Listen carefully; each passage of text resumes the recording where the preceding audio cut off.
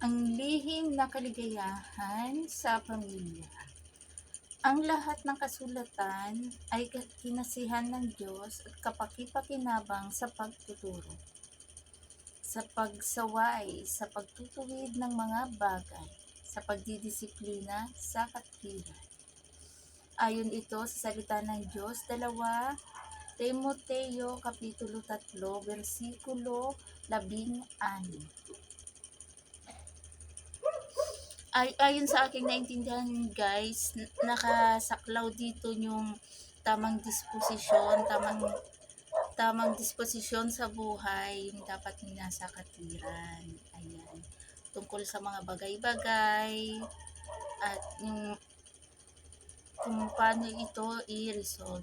So, pinaka-solution talaga disciplinary action kasi dahil sa impluensya rito ng kapaligiran at teknolohiya. Dahil minsan nasosobrahan tayo, anumang sobra ay masama. Sumusobra tayo kaya yun ang nagiging cause and effect. Alam mo naman na ang property ngayon sobra kaya talamak yung mga tao dahil di tayo perfecto na nakakagawa ng krimen.